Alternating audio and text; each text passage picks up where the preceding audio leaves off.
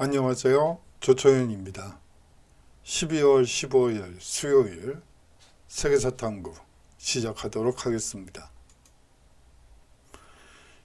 오늘은요, 이 오기스트 로댕이 만든 이 깔레 시민들이라는 이 모티브를 제공했던 이 노블레스 오블리주에 대해서 한번 살펴보는 시간을 마련해 봤습니다. 이 조각상을 보니까 죄수복장이네요. 죄수복장에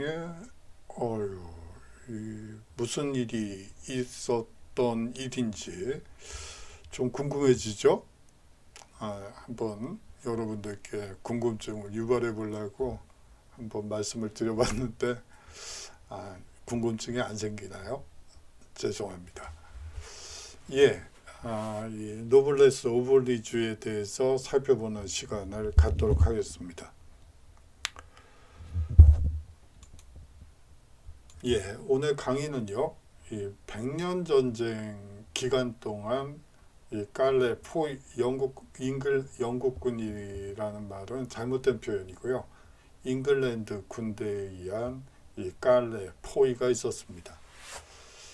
이 영국이라는 나라는 크게 잉글랜드 그 옆에 있는 웨일즈, 그리고 그 위쪽에 있는 스코틀랜드, 그리고 바다 건너 아일랜드가 있죠. 이 100년 전쟁 와중에 싸우게 되는 것은 영국이 아니고 잉글랜드라고 보시면 되겠습니다. 물론 그 잉글랜드는 또 그 당시에는 웨일즈랑 합쳐진 상태이기 때문에 잉글랜드 웨일즈군이라고 보시면 되겠죠. 100년 전쟁을 살펴보고요.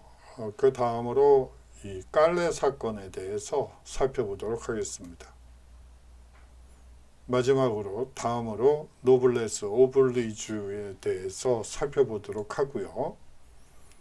이 공공기념물 조성 사업이라는 것이 있습니다. 각 도시에, 각 지방에 이 지방자치단체들에서 이 공공기념물 조성 사업을 이 1880년대부터 이 프랑스, 영국 등에서는 이제 활발하게 이 공공기념물 조성 사업을 하게 되죠.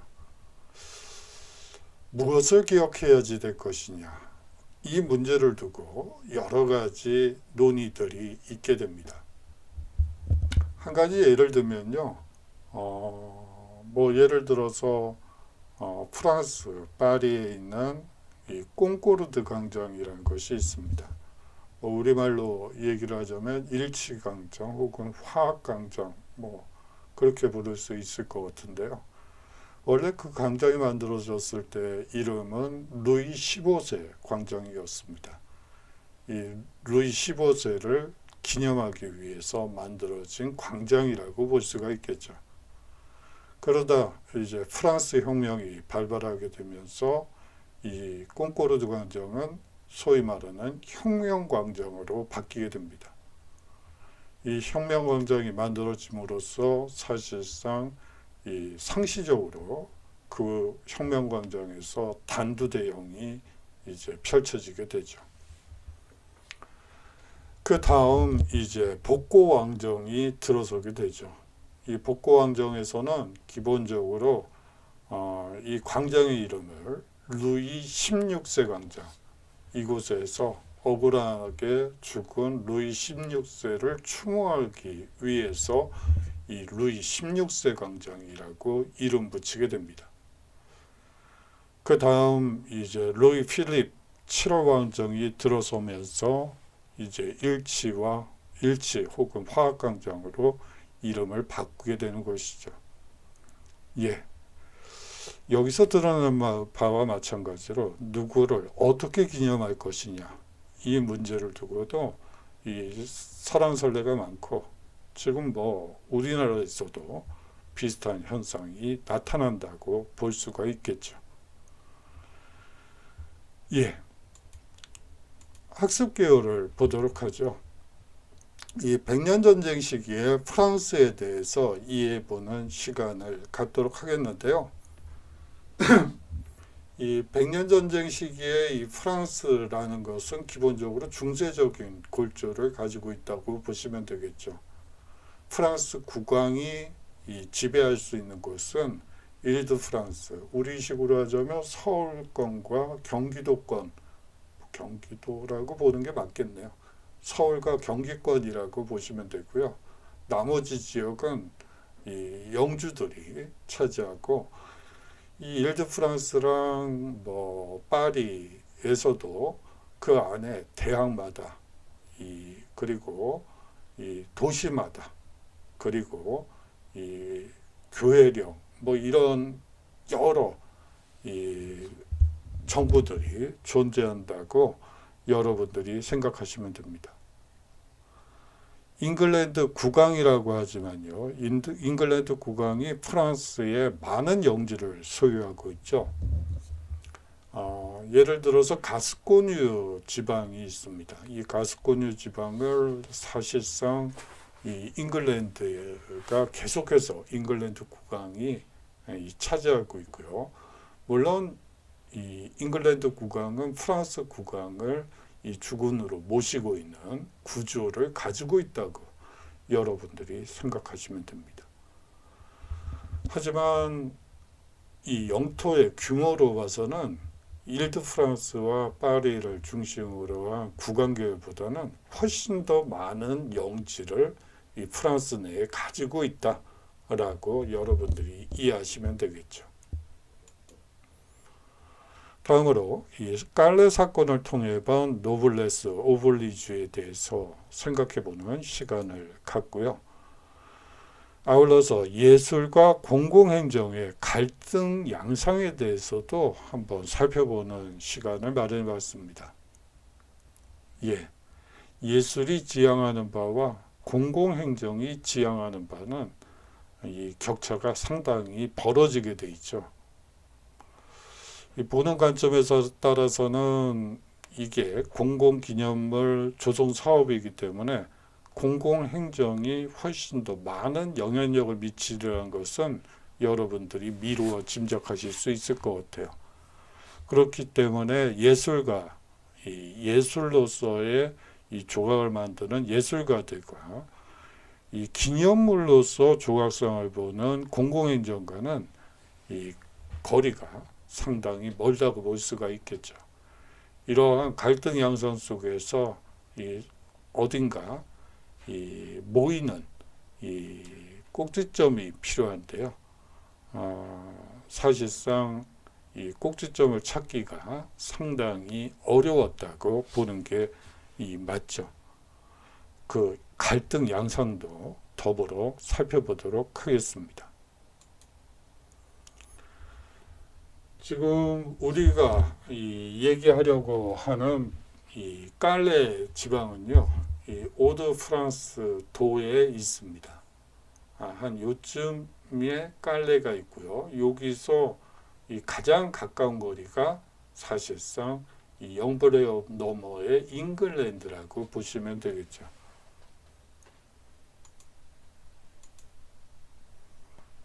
먼저 공공기념물 조성 사업부터 살펴보도록 하겠습니다. 1880년대 초부터요, 이 오기스트 로댕은 이미 여러 번에 걸쳐서 이 공공기념물 조각상 조성 사업에 참여하기 위해 부단히 애를 썼지만 여러 번 좌절을 맛보게 됩니다. 사실상 예술가들이 명성을 높이고 이 경제적 안정을 얻을 수 있도록 이 공공기념물 조성 사업의 이 추진을 확대하기 위해 이 지방자치단체에서 많은 노력을 기울이게 되죠. 이 여러 번의 좌절을 맛봤지만 오기스트 로댕은 이 깔레 지방자치단체의 요청에 응하게 됩니다. 공모전에 당선을 하게 됩니다. 다음으로 이 깔레 사건의 전반적인 개요를 한번 살펴보도록 하죠.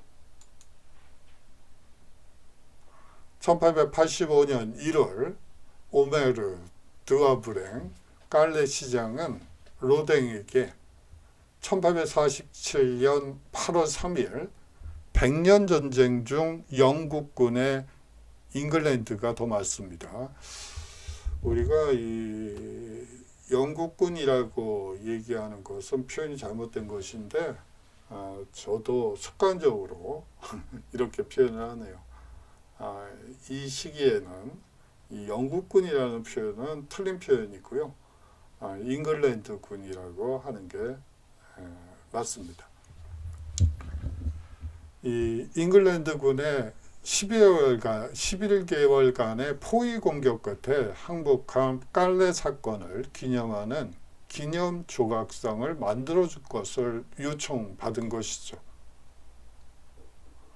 장 프라사르가 쓴 이 프랑스 연대기에 기록된 이 깔레 사건은요, 잉글랜드의 왕이었던 에드워드 3세가 100년 전쟁을 일으킨 시기에 일어난 사건이었습니다.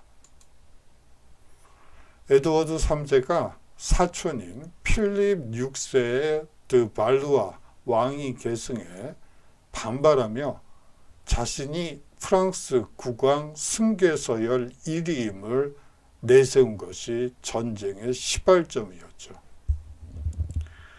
이러한 왕위 계승 갈등은 1337년에 시작됐고요. 1346년 에드워드 3세는 영블레업을 넘어 프랑스 북부 지방을 공략하기 시작하면서 우리가 소위 말하는 100년 전쟁이 시작됐다고 볼 수가 있습니다. 예, 이 에드워드 3세와 필립 6세는 사실상 사촌지간이라고 보시면 되고요. 이종사촌이라고 얘기하는 게 훨씬 더 정확하겠군요. 이종사촌이고요. 그렇기 때문에 사실은 혈연적으로 보면 대단히 가까운 사이라고 볼 수가 있고, 또 에드워드 3세가 사실상 프랑스 국왕 승계서열 1위였던 것도 사실입니다. 하지만 잉글랜드 국왕이기 때문에 만약에 이 잉글랜드 국왕이 프랑스 국왕을 겸임하게 되는 경우엔 사실상 잉글랜드와 프랑스가 합쳐지는 것이죠. 이것을 이제 사실상 이 프랑스 내에 소위 말하는 국왕파들이 이 드발루아 왕조를 따르는 사람들이 반대했다고 보시면 될 것 같아요. 1346년 여름 깔레 포위 공격을 시작했을 당시 잉글랜드는 며칠 전 이미 크래시 전투에서 승리를 거둔 뒤였죠. 예, 그야말로 여세를 몰아서 이 깔레도 쉽게 점령할 수 있을 거라고 생각했던 것입니다. 1347년 봄 필립 6세의 지원을 받지 못한 깔레는 해상 보급로를 잃고 기근과 절망에 빠지게 되죠. 8월 3일 장드 비엔 대위가 항복 협상에 나서게 됩니다. 프랑스 연대기에 나오는 이 깔레 사건을 전반적으로 요약해 보도록 하죠. 에드워드 3세는 1년 동안 저항한 깔레 모든 시민들을 죽이겠노라고 선언합니다. 그 참 나쁜 것들이 있어요. 그냥 항복하면 될 것을 애꿎은 부하들만 죽였네 이러면서 이 깔레 끝까지 저항한 깔레 시민들 모두를 처단하겠다고 선언한 것이죠. 그러나 측근들의 조언으로 결국 깔레 시민들을 모두 죽이겠다는 말을 거두게 됩니다. 그런데 에드워드 3세도 자존심이라는 게 있잖아요. 그러니까 이거는 거두되 또 하나의 단서 조건을 겁니다. 그 단서 조건이란 아래의 내용이에요. 그 대신에 깔레의 시민들에게 다른 조건을 제시했던 것이죠. 어떻게 보면 더 잔인한 것 같기도 하고요. 이 모든 시민들의 안전을 보장하겠다. 그러나 시민들 중 6명을 뽑아와라. 그들을 깔레 시민 전체를 대신하여 처형하겠다. 너희들이 뽑은 6명을 죽이면 전체를 죽인 것으로 간주해서 이 나머지 시민들은 살려주겠다. 그럼 6명을 어떻게 뽑죠? 거기서부터 어떻게 보면 더 잔인한 방식이라고 볼 수도 있을 것 같아요. 깔레 시민들은 한편으론 기뻤으나 다른 한편으론 그놈의 6명을 어떻게 뽑아야 할까 고민에 빠질 수밖에 없었죠. 제비뽑기를 하자는 사람들도 있었습니다. 그때요, 갑자기 상위 부유층 중 한 사람인 으스타시오 드 생피에르가 이 시민 전체를 대신해서 자신이 죽겠노라고 나서게 되죠. 이어서 최고위직 관료와 최고 부유층 등 5명이 나서게 된 것입니다. 영국의 요구대로 목에 밧줄을 메고 사형수같이요, 자루옷을 입고 튜닉이라고 보통 얘기를 하는 옷인데요. 대부분 사형 집행을 당하기 직전에 입는 옷이라고 보시면 돼요. 자루옷을 입고 잉글랜드 국왕의 진영으로 나아가게 되죠. 죄송합니다. 오기스트 로댕의 조각상 깔레 시민은 바로 이 순간을 포착한 것이라고 보시면 되겠습니다. 절망 속에서 꼼짝없이 죽을 운명이었던 이들 6명은요. 당시 잉글랜드 왕비였던 에드워드 필리파가 이들을 처형한다면 자신의 이 태중에 있는 아기에게 불길한 일이 닥칠 것이라고 설득하여 극적으로 풀려나고 깔레 시민들 모두 살아난다는 이야기가 이 프랑스 연대기의 이 깔레 사건의 전체적인 골조입니다. 그렇다면 이 시민 영웅들을 어떻게 표상화 시킬까요? 조각상으로 만들어야지 될까요? 이 프랑스 연대기를 썼던 프라사르의 이 연대기에 나타난 묘사의 일부 내용입니다. 짧게 자른 머리, 목에 씌운 올가미, 그들의 손엔 도시 성문 열쇠와 시당국 금고 열쇠가 들려있는 점점점. 사형 선고를 받은 사람들의 제수복에 해당한다고 볼 수가 있습니다. 맨 앞줄에 선 노인 으스타시오 드 생피에르가 6인을 대표함을 상징적으로 보여주고 있죠.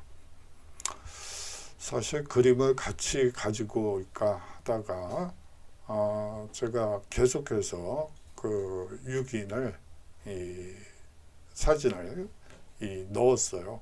여러분들이 한번 이 PDF에서 찾아가시면서 이 사람이 이 사람이구나 라고 매칭시켜서 기억해 두시는 것도 좋을 것 같습니다. 이 오른쪽에 장 데르는요, 이 잉글랜드 국왕 에드워드 3세에게 바쳐야 하는 이 도시의 열쇠를 이 손에 단단히 쥐고 있죠. 왼쪽에 이 피에르 드 비상은 이 손을 흔들면서 망설이고 있는 듯한 자크 드 피엔느를 격려하고 있는 모습도 보입니다. 그 옆에선 자크 드 비상은 이 동요된 심경으로 걷고 있죠. 절망에 빠진 안드리우스 당드르는 이 손을 머리에 얹고 있습니다. 머리를 쥐어 뜯는다고 표현하는 게 맞을 것 같네요. 이 여섯 인물들은 죽음이 임박한 상황 속에서 인간이 보이는 다양한 반응을 구현해 내고 있다고 볼 수가 있습니다. 예, 이 깔레시와 로댕의 갈등을 한번 살펴보도록 하죠. 깔레시는요, 6명의 영웅을 특별히 기념하는 행사를 열고자 했지만 로댕은 10년도 더 걸려 작품을 완성해냈습니다. 예, 뚝딱 만들어서 기념식에 그럴듯한 조각상을 내고 있고 축하 행사를 하려고 기획했던 깔레시의 입장에서 보면 이 로댕이란 조각가는 그냥 작품 만든다고 그러더니 10년도 넘게 걸리네, 이렇게 된 거라고 생각하시면 되겠죠. 이는 시 당국과 로댕 사이에 의견 조율이 안 되었기 때문에 벌어진 일이라고 보시면 될 것 같아요. 사실 로댕은 1885년 7월에 이 깔레 시민을 납품하려 했습니다. 하지만 이 깔레 시에서 시 당국이 이 부르주아를 영시하지 않았다는 이유로 깔레 시에 의해 이 납품이 거부당했죠. 깔레 시는 동료 시민들을 구하기 위해 목숨을 바치는 6 영웅들의 희생 정신을 기리고자 조각상을 기획했던 것이었습니다. 한번 깔레 시의 입장, 그 당시에 그 로댕의 작품 깔레 시민들을 납품 거부하면서 표현했던 이 깔레 시의 입장을 들어보도록 하죠. 로댕이 직사각형 레이아웃을 선택하여 어떤 인물도 부각시키지 않은 점을 문제점으로 지적하고 있습니다. 예, 처음 이 6명을 뽑을 때 처음 나섰던 사람을 가장 크게 만든다든지 아니면 부각을 시킨다든지 했어야지, 이 6명을 죄다 다 똑같이 만들어 놓으면 이건 어떻게 되는 것이냐라고 깔레시에선 본 것이죠. 그토록 용감한 시민들을 마치 범죄자처럼 튜닉을 걸치고 밧줄에 묶인 모습으로 표현한 것도 이건 뭐지? 깔레시 입장에서는 그야말로 이해가 안 되는, 이게 범죄자를 조각하라고 한 게 아니고 시민 영웅들을 조각하라고 했더니 이게 애꿎은 범죄자가 돼버렸네, 이런 식의 어떻게 보면 이 표피적인 이 눈에 보이는 면만 지적했다고 볼 수가 있겠죠. 그렇다면 시민 공동체 속 영웅들은 어떻게 묘사되는 게 맞을까요? 사실상 시 당국과 로댕 간의 긴장 관계는 의외의 사건으로 해소되게 됩니다. 1886년 초 조각상의 건립을 위해 모금한 기부금을 보유한 은행이 파산했던 것이죠. 시 당국은 로댕에 대한 재정적 영향력을 상실하게 됩니다. 모든 제약에서 벗어난 로댕은 자신의 작업을 자신의 의지대로 계속할 수 있었던 것이죠. 깔레의 시민을 받침대 위에 올려놓느냐의 여부도 문제거리였습니다. 로댕은 받침대 위에 깔레의 시민 조각상을 얹으면 시민들이 조각상을 높이 우러러보게 된다면서 그렇게 해서는 안 된다며 시당국과 맞서게 되죠. 또한 로댕은 일반 시민들이 접근할 수 없게 만드는 격자 보호대 설치에도 강하게 반발하게 됩니다. 이에 로댕은 급기야는 1893년 12월 8일 이 드하브랭 깔레 시장에게 다음과 같은 편지를 보내게 되죠. 저는 이 영웅들이 깔레 시민들과 더욱 친숙해지기를 바랍니다. 그럼으로써 조각상을 보는 시민들에게 역사적 사건의 비참함과 희생의 측면이 더 부각될 수 있다고 생각했습니다. 라고요. 로댕은 중세 시민 영웅들을 근대 시민 공동체에 완전히 통합시키고자 했던 것으로 보입니다. 어떻게 보면 시기적으로 다르죠. 하지만 이 근대 시민 공동체 내에서도 이 중세의 시민 영웅들은 이 영웅으로서의 충분한 자격을 가지고 있고 함께 하고 함께 기억해야 될 대상이라고 생각했던 것입니다.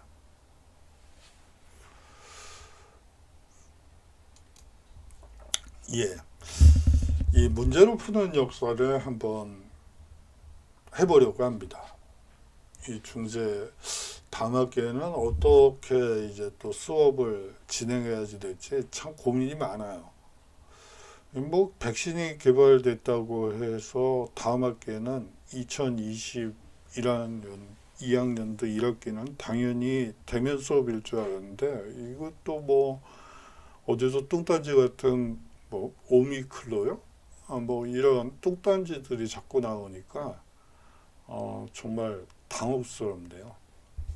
결국은 또 비대면 수업으로 갈 수밖에 없나요? 그러면 또 수업 내용을 지금과는 또 다른 방식으로 이제 만들어야지 되는데 한번 다음 학기에는 문제로 푸는 역사를 한번 해볼까 하는 생각에서 한번 만들어 봤습니다. 그런데 참 이상하죠?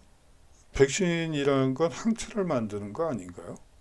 그러면 돌파감염이란 말은 또 무슨 말인지 잘 모르겠어요. 백신이랑 돌파감염은 정반대 얘기인데 그러면 저희가 맞은 건 백신이 아닌 건가요?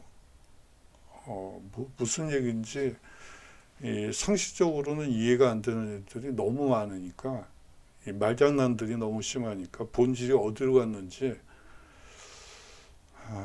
뭐 그런 식이라면 뭐 사실상 코로나가 이 변이를 일으켜서 컴퓨터 바이러스도 될 수 있다는 얘기로 이건 또 무슨 소설이죠? 예, 뭐 무식하니까 온갖 소리를 다 하고 있는 거죠. 그래요. 근데 백신이라는 건 항체로 만드는 거고 항체가 형성되면 비슷한 게 들어와도 뭐 멀쩡한 거 아닌가요? 아닌가 보죠? 뭐 돌파감염? 그건 백신이 아닌데 뭐 모르겠어요. 세상에 어떻게 이렇게 되는지 정말 단군 이래 처음 있는 회개한 질병에 정말 당혹스러울 뿐입니다. 예, 문제로 푸는 역사를 한번 시험 삼아서 뭐 중세사회니까 중세와 관련된 가장 골조가 되는 부분만 가지고 한번 문제로 푸는 역사 시간을 기획해 봤어요. 반응이 좋을지 나쁠지 모르겠네요. 이 다음 칙령에 대한 설명으로 옳은 것을 한번 찾아보는 문제입니다. 황제 레오 3세는 황제가 나오네요. 그러면 황제가 나온다는 얘기는 동로마 제국 황제거나 서로마 제국 황제가 되겠군요. 뭐 레오 3세인 거 보니까 뭐 보나마나 서양이고 그렇다면 동로마 제국 황제일 가능성이 훨씬 더 높겠네요. 이 아래와 같은 칙령을 발표하게 됩니다. 불멸의 신을 형상화하는 것은 신을 인간의 수준으로 전락시키는 행위다. 예. 성화를 그리는 행위를 신성모독으로 규정한다. 희생 제의를 포함한 모든 이교적 행위를 금지한다. 예. 그야말로 올소독스한 얘기라고 볼 수가 있습니다. 이 불멸의 신을 형성하는 것은 신을 인간의 수준으로 전락시키는 행위다. 이것은 이 동로마 제국 황제 레오 13세만의 주장은 아니고요. 이슬람교 역시 마찬가지입니다. 이슬람교에서도 불면의 신을 형성하는 것은 신을 인간의 수준으로 그리고 신성을 모독하는 것으로 규정하고 있죠. 결국은 같은 문화권이라고 볼 수도 그거는 제가 여기서 얘기할 부분은 아니고요. 그런 이슬람교와의 공통점도 여러분들이 좀 유념하셔서 보실 필요가 있을 것 같아요. 그렇다면 다음 춘향에 대한 설명으로 옳은 것은 무엇일까요? 첫 번째, 한번 지문을 볼까요? 동서교회 대립을 격화시켰다. 이런 올소독스한 얘기들이 나오게 되면 이 교회가 대립할이라는 것은 이건 불을 보듯 뻔하다고 볼 수가 있겠죠. 다음으로 교황의 아비뇽 뉴스를 초래하였다. 이건 좀 뜬금없는데요. 아비뇽 뉴스랑 그 황제 레오 3세의 이 올소독스한 주장과는 이 격을 달리한다고 볼 수가 있습니다. 이 아비뇽 뉴스와 관련해서 여기서 말씀을 드리면 또 길어질 것 같아서 말을 아낍니다만, 이 아비뇽 뉴스는 사실상 교황권의 쇠퇴와 관련해서 가장 중요한 사건이라고 볼 수가 있죠. 이 아비뇽 뉴스가 있다고는 하지만 로마 교황 역시 존재하게 됩니다. 그러면 지구상에 교황이 둘이 생긴 꼴이네요. 그래서요, 공의회가 열리고요. 공의회에서 로마 교황과 아비뇽 교황을 모두 퇴위시키고 새로운 교황을 안치게 됩니다. 그런데 기존의 교황들이 물러날 일이 없죠. 다 자기 권력을 가지고 있는데, 어느 교황이 그래요. 제가 잘못했으니까 그냥 새로운 교황으로 하고 우린 물러나겠습니다. 이러면 정치가 아주 쉽게요. 그게 아니죠. 끝까지 우기면서 이제 교황이 셋이 되고, 그런 공의회가 한 2번 더 열리게 됩니다. 그러면 5명의 교황이 동시대에 존재하게 되고, 우리는 그것을 교회의 대분열이라고 얘기하죠.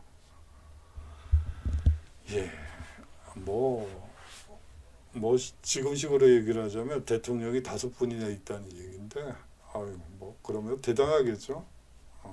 그래요. 이건 현실적으로 말이 안 되는 얘기고, 이 얘기 성산 파괴와는 아무 관련이 없는 얘기라고 볼 수가 있습니다. 다음으로 트리엔트 공의회가 개최되는 배경이 되었다. 이것도 말이 안 되는 소리죠. 그리고 끌리니 수도원의 교회 개혁 운동을 촉발하였다. 이 끌리니 수도원의 교회 개혁 운동과 이 성산 파괴령은 아무 관련이 없습니다.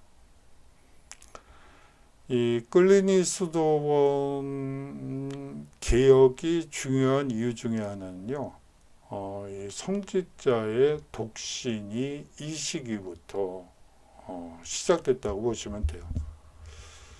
그러면 그 이전에는 결혼을 해도 됐다는 얘기죠.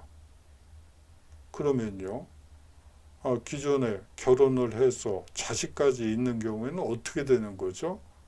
당연한 의문이라고 생각이 듭니다. 그래서 만들어진 것이 여성 수도원이고요. 그래서 만들어진 것이 고아원이라고. 물론 그 고아원의 성격은 지금의 고아원과는 좀 달라요. 일단 부모가 있는 거잖아요. 그렇기 때문에 이거를 고아원이라고 보기는 어렵지만 이 고아원의 시초라고 보시면 될 것 같아요. 여하튼 그런 웃지 못할 이 이 성직자의 독신을 주장하게 되면서 기존에 결혼한 성직자들이 이 뭐 부인과 뭐 이별을 해야 되고 자식들과 떼어져 내는 그런 과정도 있었다는 것을 뭐 여러분들이 아시면 좋겠죠. 예, 다음으로요. 이 십자군 전쟁의 원인으로 틀린 것을 고르시오. 예, 십자군 전쟁의 원인으로 틀린 것을 얘기하고 있네요. 이 10세기에서 11세기 이민족의 침입이 끝나면서 전반적인 평정화가 찾아왔다. 예, 맞죠. 10세기, 11세기 이민족의 침입이 사실상 끝났다고 보시면 됩니다. 이 게르만족이 먼저 들어오고요. 그 다음에 이 바이킹들이 들어오게 됩니다. 그 다음에요. 이슬람이 들어오게 되죠. 이 이베리아 반도를 넘어서서 피레네 산맥을 넘어서 이 프랑스 중부 지역에 해당하는 뚜르, 뿌아띠에 지역까지 쳐들어오게 됩니다. 이슬람군이요.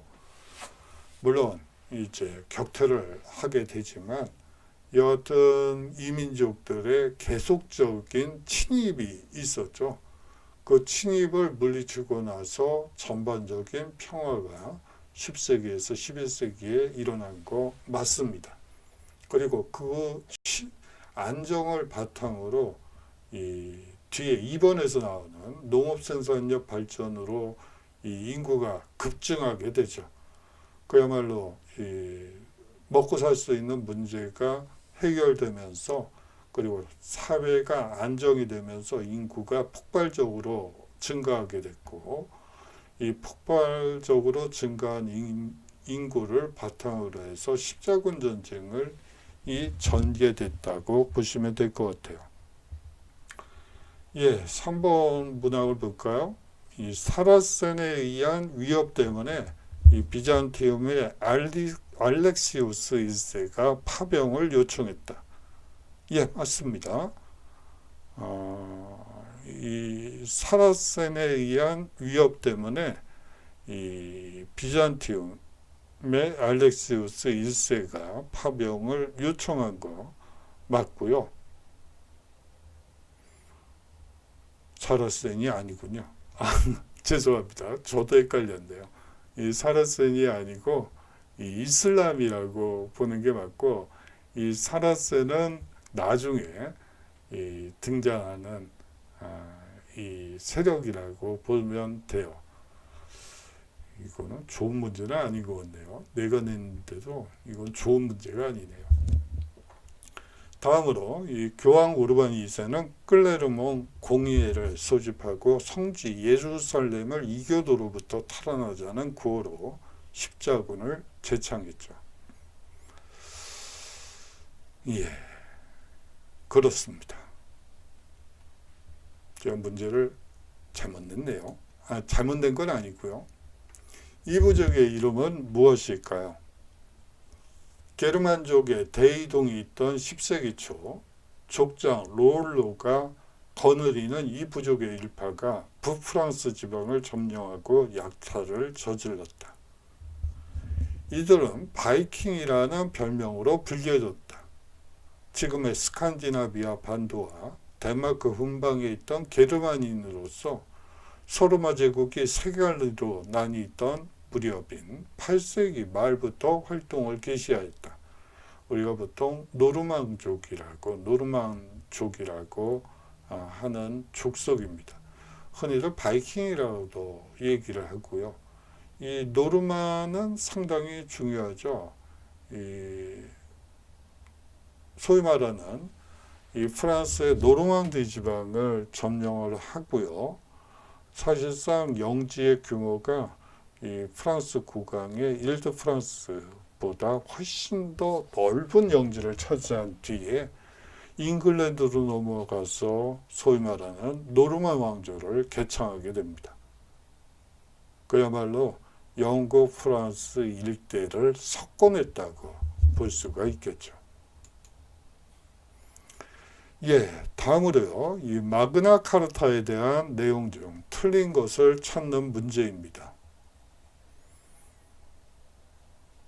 첫 번째, 존왕이 대헌장 조인 후 대헌장은 협박에 의해 작성된 것이기 때문에 무효라고 선언하여 다시금 내란이 일어났다.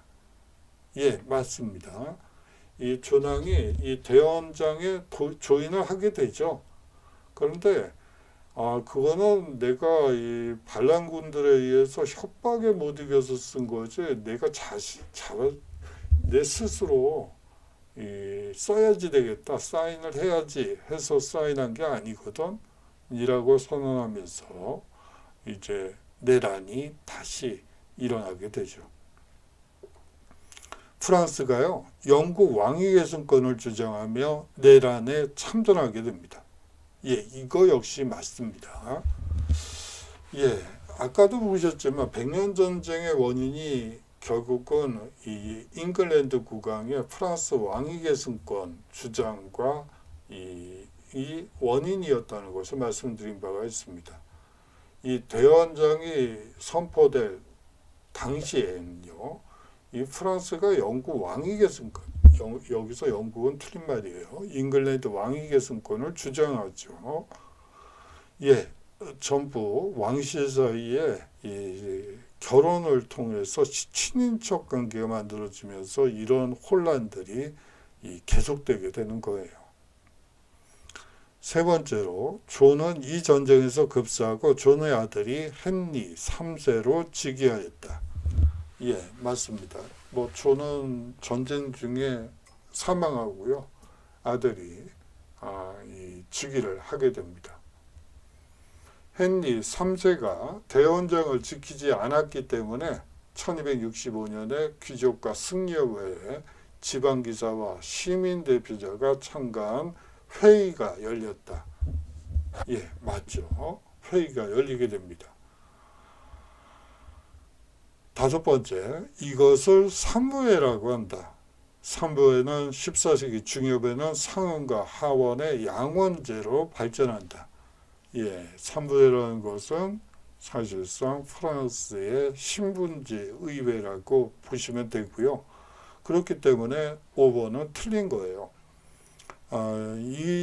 여기에 정답은 의회라고 보시면 되고요. 이 의회는요, 삼부회로 설명드리는 게 훨씬 더 여러분들께 이해가 빠를 것 같아요. 이 삼부회라는 것은 제1신분, 제2신분, 제3신분, 즉 3부가 모인다고 해서 3신분이 모인다고 해서 삼부회라고 불리는 거예요. 제1신분은 성직자 계급이고요. 제2신분은 기사 계급입니다. 그리고 제3신분은 평민이라고 보시면 돼요. 하지만 이 프랑스 삼부회는 사실상 상원과 하원으로 구분되어 있는 것이 아니고 그냥 단원제라고 볼 수가 있죠. 하지만 영국 의회는 상원과 하원의 양원제로 발전하게 됩니다. 삼부회, 의회, 신분제 의회에 대해서 여러 가지, 한 가지만 더 얘기를 하자면, 이 대부분 신분제 의회들은 이 면세의 특권을 가지고 있는 두 개의 신분이 있죠. 이 성직자 계급과 기사 계급은 어차피 면세의 특권을 가지게 됩니다. 그런데 의회나 삼부회가 열리는 주요 안건 중에 하나는 국왕의 이 과세죠. 과세안을 통과시키기 위해서 열린다고 보시면 됩니다. 그런데요, 1, 2신분은 어차피 면세의 특권이기 때문에 세금을 내질 않아요. 그러니까 정말 가벼운 마음으로 국왕의 안을 받아들이자. 세금이야 아래 것들이 알아서 내는 거니까 그냥 그대로 통과하는 걸로 하죠 하고 이제 가결시켜요. 이 신분제 의회에서는 각 신분별로 모여서 이 각각 회의를 하고요. 그 결과 이제 투표 결과를, 선거 결과를 가지고 이 3부 그리고 3신분의 최고 의장이 모여서 이 단판에 결정을 짓습니다. 대부분 2대1로 통과가 되죠. 국왕이 가세하는. 영국 의회 성립에 대한 내용 중 틀린 것은 무엇일까요? 첫 번째, 존왕이 대원장 조인 후 제가 이것은 잘못 가지고 왔네요. 요 문제를 낼까 고민을 하다가 제가 하나를 지운다는 것을 못 고쳤네요. 이 마그나 카르타 제39조의 내용을 한번 보도록 하겠습니다. 현대와 그다지 다르지 않은 개념이라고 보시면 되는데요. 어느 자유민도 그 동료의 합법적 재판에 의하거나 또는 국법에 의하지 않고는 체포, 감금, 압류, 법의 방치 또는 추방되거나 기타 방법으로 침해당하지 않는다. 짐도 그렇게 하지 않으며 그렇게 하도록 시키지도 않는다. 라고 선언한 문건입니다. 법이나 재판에 의하지 않고서는 감금, 압류, 법의 추방, 방치, 체벌 이것은 있을 수 없다는 내용이 되겠죠. 법에 기초한 통치를 강조하고 있다고 보시면 될 것 같습니다. 다음은요, 이 중세 도시에 대한 설명입니다. 틀린 부분을 찾아 밑줄을 긋고 바르게 고치세요. 그래요. 중세는 교회와 세속 권력이 손잡고 봉건 제도를 이루었던 시대입니다. 중세는 그야말로 교회와 세속 권력이 이 두 손을 꽉 잡고 이 봉건 제도라는 틀을 만들면서 그 안에서 행복하게 살던 그 시절이라고 보시면 됩니다. 중세의 도시도 처음에는 장원이나 마찬가지로 봉건 영주의 지배를 받았었죠. 여기까지 맞네요. 이윽고 영주로부터 독립을 인정받기에 이르게 됩니다. 도시의 시민은 신분과 직업의 차별이 사라지게 되었고요. 자유민으로 도시에서 공동생활을 하게 되었으며 이 도시의 발전을 위해 힘을 합쳤죠. 장원, 영주의 지배를 받던 농노도 도시로 도주하여 3년 동안만 영주에게 붙들리지 않으면 시민, 즉 자유민이 될 수 있었습니다. 그래요. 1년이에요. 여기가 틀린 거군요. 1년 동안만 잘 도주를 해서 잘만 잡히지 않는다면 이 자유민, 시민이 될 수가 있었습니다. KBS 사극 중에 옛날에 추노라는 작품이 있었어요. 도망 노비를 찾아라 하는 프로 내용인데요. 마찬가지로 이 도망 농노를 잡는 직업군들이 따로 있었습니다. 지금 기준으로 얘기를 하자면 공무원이라고 보시면 되는데요. 여하튼 이 도망 농노를 색출하는 직업군들이 있었다는 것도 여러분들이 기억해 두시면 얘기거리로 괜찮지 않을까 하는 생각도 듭니다. 그래요. 온갖 종류의 직업군들이 중세에도 있었죠. 우리가 보통 이 중세사회는 일하는 사람, 싸우는 사람, 기도하는 사람 세 개의 이 직업이 대표적이다. 이렇게 얘기를 하지만 그 이외에도 다양한 직업군들이 존재합니다. 사실은 그래요. 이 고대 노예제 사회라고 하지만 이 노예제 생산이 사실상 국민 총생산에서 차지하는 비중이 97% 이상이기 때문에 우리가 노예제 사회라고 얘기를 하는 거예요. 그렇다고 시장 경제가 없었을까요? 당연히 있죠. 시장이 존재하죠. 단지 국민 총생산에서 차지하는 비중이 3% 이하이기 때문에 이 대부분을 차지하는 이 노예제 생산은 이 생산의 대부분을 차지하기 때문에 우리가 고대 노예제 사회라고 얘기할 뿐이죠. 그렇다고 해서 시장 경제가 없었다, 이 중세 봉건제적인 요소가 없었다라고 얘기하는 것은 역사를 왜곡하는 거라고 보시면 됩니다. 중세 봉건제 사회에서도 시장 경제 분명히 있었고요. 또 그뿐만이 아니고 고대 노예제적인 성격이 분명히 있습니다. 이 노예제 자체가 없어진 것이 이 프랑스 혁명이 끝나고 나서도 한참 후의 얘기죠. 한 1800, 40년 무렵의 일입니다. 그 이전에 이 농노제, 봉건제 사회에서도 노예 등 분명히 존재했었죠.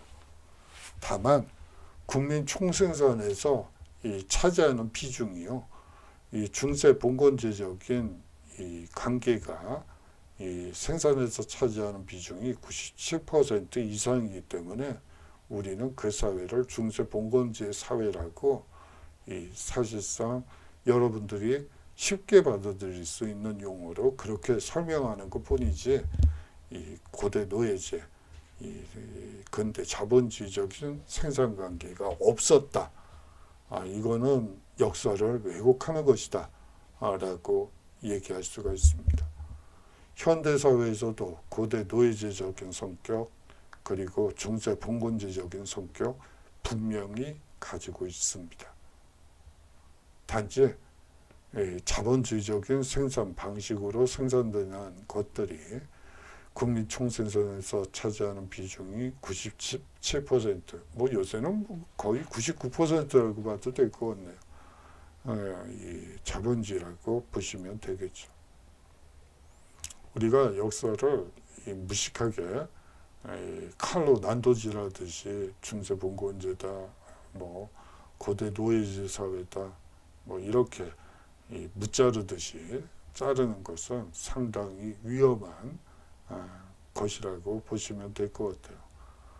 사실 대면 수업이었다면 뭐 한 첫째 시간 정도의 역사에 대해서 한번 전체적으로 조망해 볼 수 있는 시간을 마련해 봤을 텐데, 이게 뭐 좀 많이 어그러지고 있네요. 이 동맹에 대한 설명으로 옳은 것을 찾아보죠. 르베크는 절친한 벗 함부르크를 비롯한 여러 도시들과 다음과 같은 내용으로 동맹을 체결한다. 예, 르베크, 함부르크 얘기가 나온 거 보니까 이 한자 동맹일 확률이 높겠네요. 이 한자 동맹이라고 하면 여러분들이 좀 이상하다, 우리나라에서 쓰는 그 한자, 그 어려운 한자를 얘기하는 건가, 이렇게 생각하실 수도 있는데요. 그건 아니고요. 독일의 국적 항공사 중에 루프트한자라는 것이 있습니다. 요 근래는 해외여행이 뭐 그렇게 자유롭지가 않아서 뭐 루프트한자를 모르실 분들도 있을 것 같은데, 뭐 한국 그 공항에 가보면 항상 많이 볼 수 있는 항공기라고 볼 수가 있을 것 같아요. 예, 뭐 그렇고요. 예, 그 동맹의 내용을 한번 보도록 하죠. 강이나 바다에서 해적의 습격을 당했을 때 그들을 격퇴하기 위해 공조한다. 예, 해적에 의한 불법 납치, 급습을 막는데 이 공동 노력을 한다. 범죄자에 대한 체포권과 처벌권을 공유한다. 예, 해상 무역에 방해되는 범죄자들에 대한 체포권과 처벌권을 공유한다는 내용이네요.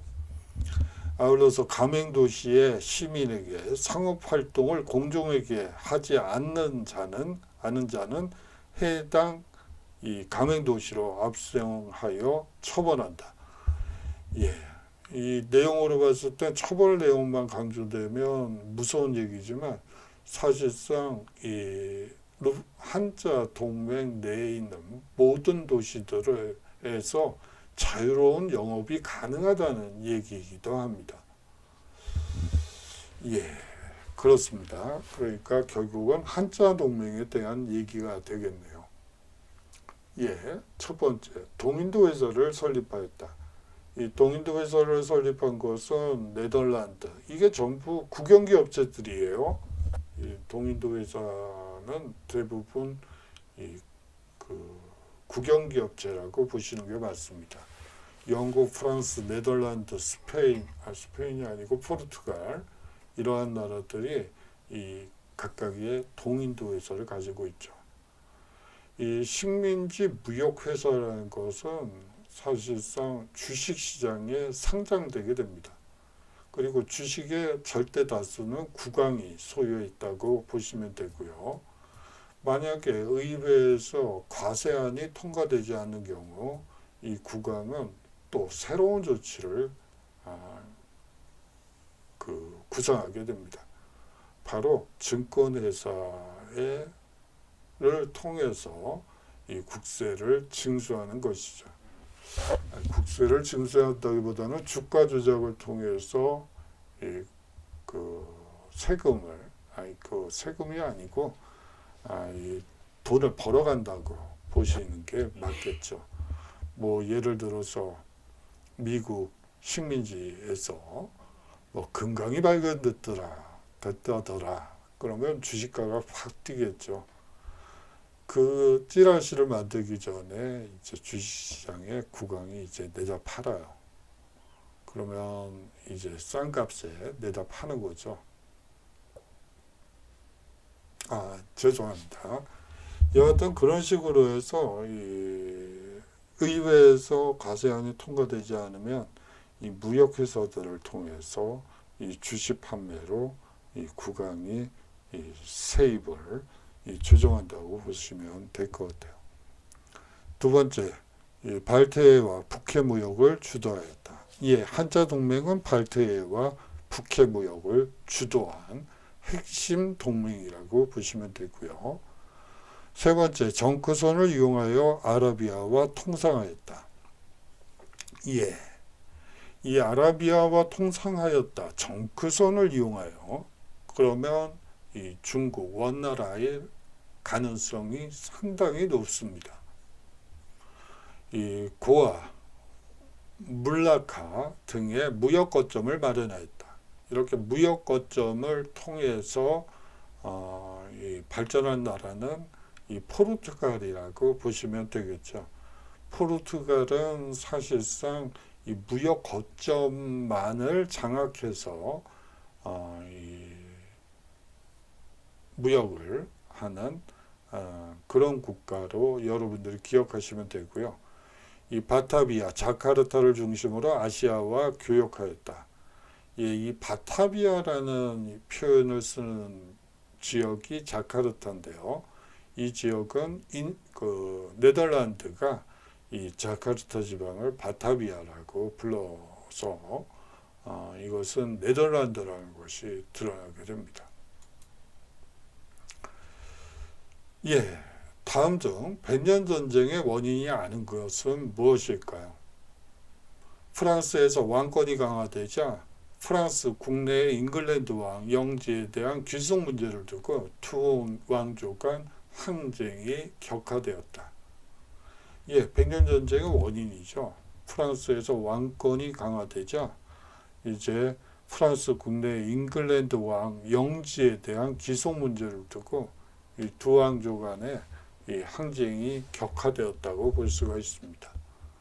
다음으로 잉글랜드 왕 에드워드 3세는 프랑스의 왕위 계승권을 주장하며 프랑스를 침공하였다.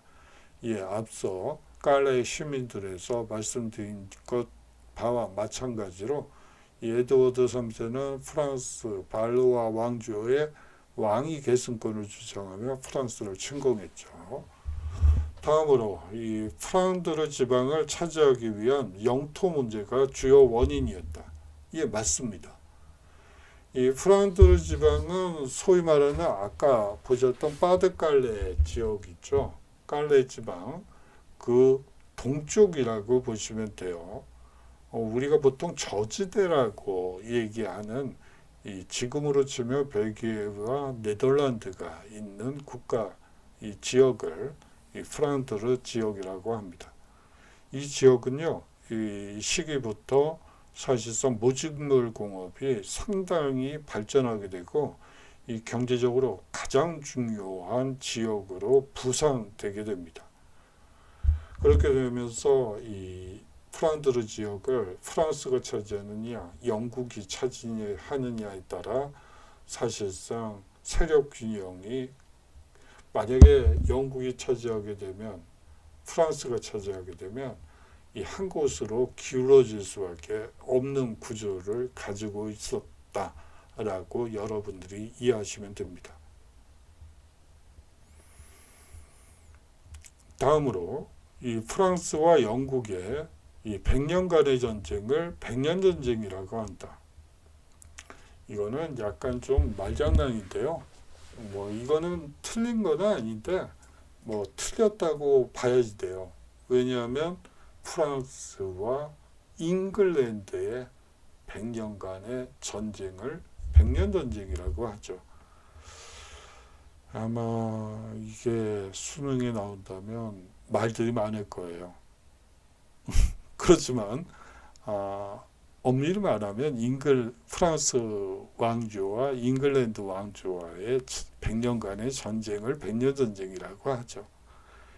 우리가 이 영국이라는 표현을 마주했을 때 항상 조심하셔야 돼요. 예를 들어서 독일이라는 말이 있습니다. 그리고 이탈리아라는 말이 있죠. 국명이 있습니다. 그런데요, 이탈리아나 이 도이칠란드는요, 1870년 이전에는 아무도 나는 독일인이야, 나는 이탈리아인이다 이렇게 얘기하지 않았죠. 나는 미넨 사람이야, 난 작센 사람이라고, 나는 베네치아 사람이야, 난 밀라노 사람이라고 이렇게 얘기하지. 아무도 나는 독일인이야, 나는 이탈리아인이야 이렇게 얘기하지 않았죠. 그렇기 때문에 1870년 이전 역사에서 독일이나 이탈리아라는 말이 나오면 그것도 원래는 틀린 거예요.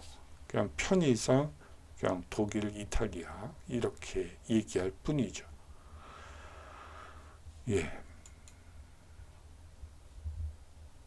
이 백년전기 전쟁 초기 전세에서 영국군이 승리할 수 있었던 배경에 대한 설명이 아닌 것은 무엇일까요? 예, 영국군의 주력은 농노를 중심으로 한 보병대였다.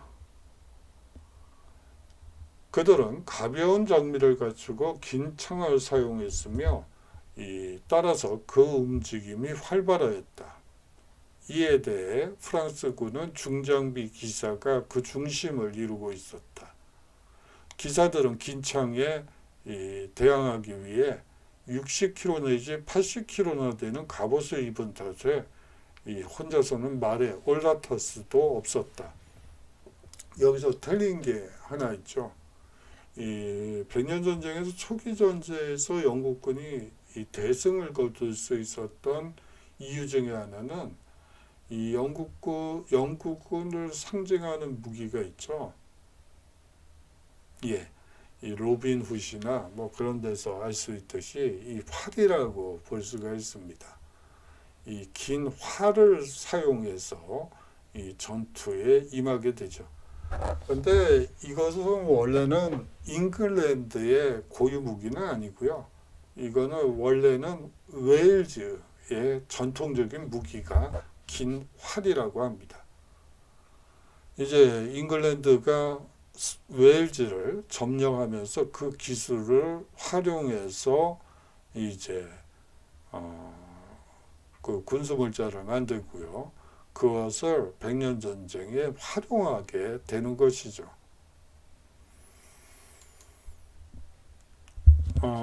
백년전쟁 중 휴전을 하게 되는 원인에 대한 설명이다. 이것은 무엇인가?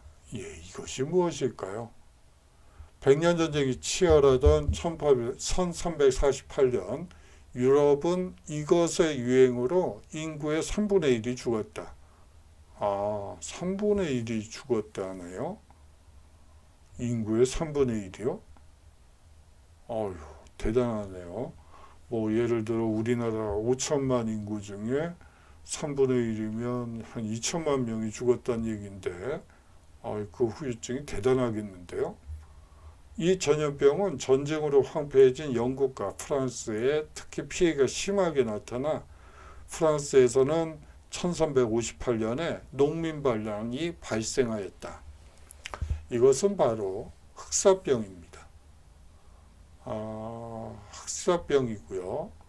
이 프랑스에서는 1358년에 농민반란이 일어났다고 하는데요. 그것을 우리가 보통 자크리의 난이라고 얘기를 합니다.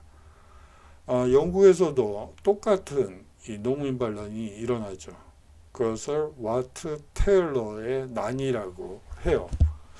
그렇다면 이 시기에 왜 그렇게 난이 많이 발생하게 됐을까요? 이 흑사병이라는 것은 그 이전 사회는 신분제 사회였죠. 그런데 이 흑사병이라는 거는 사실상 신분을 가리지 않고 그냥 깨끗이 청소하는, 이게 표현이 적절하지 않네요. 뭐 여하튼 신분의 구애됨이 없이 모든 사람들에게 평등한 병이 이 흑사병이라고 보시면 돼요. 뭐 구강이라고 예외일까요? 뭐 성직자라고 예외일 리가 없죠. 이 흑사병에 노출되면 모두가 평등해집니다. 그렇게 되면서 이 사실상 농민반란, 즉 뭐 예전부터 이 국왕이나 뭐 성직자들이나 기사들은 이 모든 것에서 우리보다 우월하다고 생각했는데 이 병 앞에서는 평등하네. 이제 그야말로 이 신분제가 무너지는 이 현상이 나타나게 되는데 대표적인 예가 그 자크리의 난과 와트 테일러의 난이라고 보시면 됩니다. 그 흑사병이 우리 인류에게 준 뭐 선물이라고 할까요? 그걸 선물이라고 얘기하는 것도 좀 그렇다. 인간은 평등하다. 죽음 앞에서 평등하다. 라는 사실을 일깨워 주었죠.